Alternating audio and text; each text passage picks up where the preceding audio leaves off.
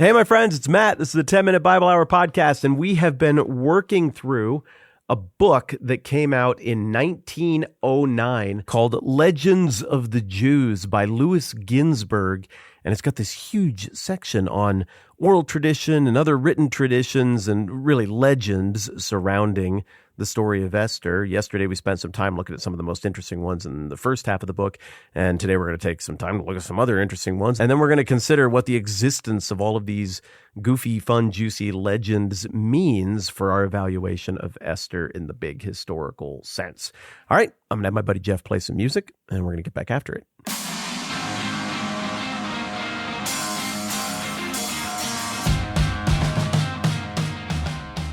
There's lots of super fascinating stuff here. I'm having to be selective, but I'm trying to go, you can see what I'm doing. I'm trying to go chronologically through the story, so we're kind of paralleling what we already read. There's a great legend here about the conspiracy to kill the king, and Esther and Xerxes have this crazy showdown. She's very direct. The king asks Esther, "Whose daughter art thou?"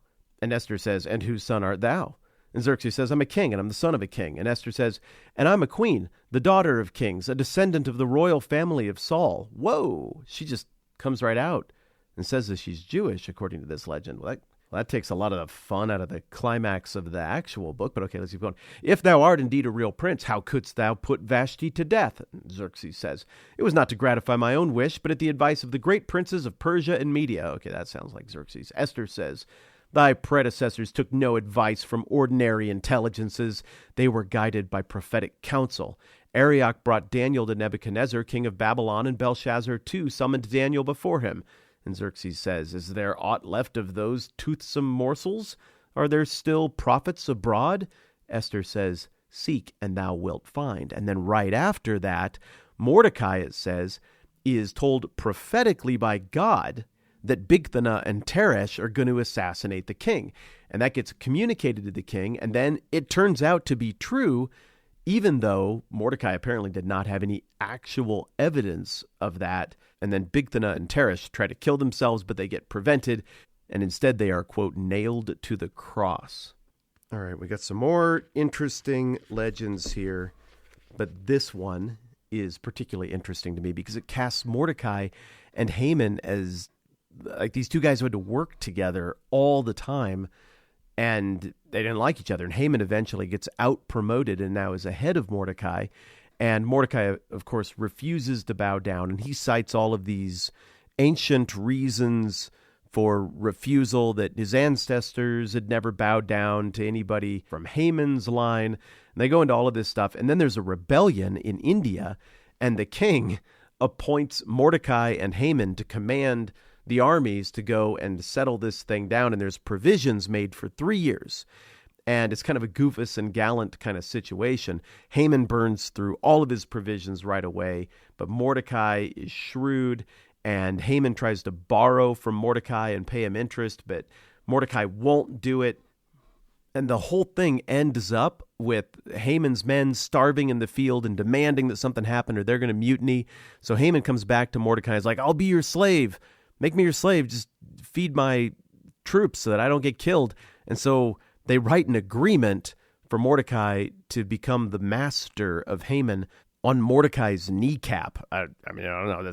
That's what it said. They're legends. It's fan fiction. It's memeing. You get some really interesting stuff. But it takes us several layers deep into their age-old fight. And it's a very different vision than what we get in the text, with these guys being people working in the same environment, doing the same stuff, seeking the agenda of two different people groups, and both seeking the pleasure and approval of the king so that they could advance their thing. But in all of it, this rivalry, which is almost like cousins or brothers, the way a lot of these legends are presenting it, in all of it, Mordecai looks pretty good, except maybe a little bit of pride, and Haman looks pretty inept and pretty bad. Okay, here's another one I thought was an interesting legend that departs from the original story. Haman gives a lengthy account of everything that's wrong with the Jews, and as evidence to the king for why the Jews should be done away with, he lists what they do at all of their festivals. And after he lists it all out, God is there, and he's like, "Yeah, that's pretty good. That's what we do. But you forgot Purim. You haven't heard of it yet, but it's going to commemorate your downfall." I guess just God was there in this particular legend. That's kind of fun. And then what we get is a king who's not passive like he is in the actual story. We get a king who doesn't like the Jews, and he says so. I, too, desire the annihilation of the Jews, said Xerxes, but I fear their God, for he is mighty beyond compare, and he loves his people with a great love. Whoever rises up against them, he crushes under their feet. Just think of Pharaoh. And then he goes on, and he's like, thy ancestor Amalek, O Haman, attacked them, and God didn't like that. And so it's really interesting that this legend is putting a lot of the subtext that the actual book just sort of lets you do, that if you know, you know. If you're reading this in the context of the larger Old Testament, you're going to catch it, but if you don't, I guess you didn't. It takes a lot of that and puts it right on the nose, giving those lines in a way that doesn't really make any sense to Haman and Xerxes. There's so much goofy, interesting, telling stuff in this book, but I think 2 episodes is enough looking through these legends. You get the idea. Real quick, a couple of the other highlights that I see here include one legend that says that when Esther grew up, Mordecai married her, and then Esther was never intimate with Xerxes. Instead, there was what was the quote? God sent down a female spirit that looked like Esther to be with the king. Okay, we want to keep Esther's hands clean, apparently, in that particular legend. And then in addition to a bunch of prophecy from Mordecai and a really nice prayer from Esther, different versions of which appear in different legends, and a certain version appear in the extended later Greek editions that are intermingled into the Orthodox and Catholic versions of the text. In addition to that, there's one more really juicy part to the whole thing where an angel is in the room, the angel Gabriel actually, when the actual confrontation happens at that banquet between Xerxes and Esther. While they're doing all of that, God has 10 angels dress up like the sons of Haman and go and cut down these royal trees that lined the walkway in the palace park. And so Xerxes is real mad about that, and he comes in from the balcony having seen the trees being cut down by Haman's kids. And then the angel Gabriel himself, in this myth, in this legend, in this meme, in this riff, pushes Haman over on top of Esther, and that is enough. Now Xerxes has seen enough, and the bag goes over Haman's head, and everything unfolds the way you've heard. There is so much of this stuff. I'm not kidding. You could do a whole podcast just breaking down all of these legends and memes and riffs that go with it. Why did I want to talk about it with you? Well, a couple of reasons. One, they're just really interesting because they tell us something about where different people were at. Now, look, we're going through a period in time right now where there's a lot of effort to take existing heroes, existing properties, and recast them in light of values that have become fashionable in just the last few years. That wave is already passing. Audiences have rejected that. But always there's an effort to reimagine the heroes of the past whose very existence comes with a certain set of meanings, a certain notion of heroism and right and wrong, and keep all of that brand equity, but just tell the story a little bit differently so that that character is now more palatable to contemporary sensibilities, because they look pretty bad when we read the old stories about how people did things before. And there's a lot of hubris and there's a lot of chronological arrogance in that kind of move. But it's not a new problem, even though it is a big problem right now. It's a storytelling problem that has existed for a long time, as people are constantly reimagining the great heroes of old. And so I think that tells us a story. The fact that there are so many legends, that tells us that there's a lot of brand equity with Esther. That a lot of people, they might disagree on a lot of things, but everybody agrees. This lady casts a very long shadow. She paints a picture of what heroism looks like. She is the image of an ideal, and this crosses historical, cultural boundaries. And as a result, a lot of people have tried to lay claim to her reputation and to Mordecai's reputation, reframing it in different ways to satisfy their own agendas. Maybe some of those agendas are great. And my thinking would be that everybody knows in these stories that this is fan fiction, this is memeing, the same way that if you get a meme with Tony Stark snapping with the Infinity Gauntlet and Thanos looking stunned, and they're saying something other than what they said at that moment in the movie, Like, you all know, nobody's like, well, is that actually what they said, though? I think that, we should go back and look. Maybe we should just accept that as reality. There's a picture with yellow words on it. No, everybody knows what the exercise is here.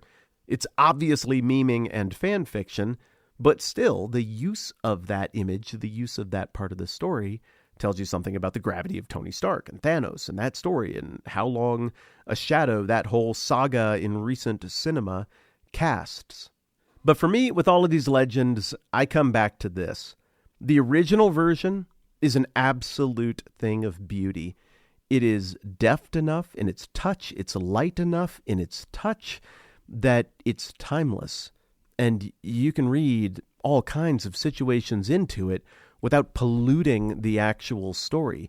The characters are ambiguous enough. The lack of any kind of moral proclamation about the violence and warring is open-ended enough that this is a book that raises questions. It makes you think about virtue. It makes you think about the role of the sovereign, of the divine, of what some might mistake for being fate, of the providence of God in everyday stuff and in the big pivotal moments in all of history.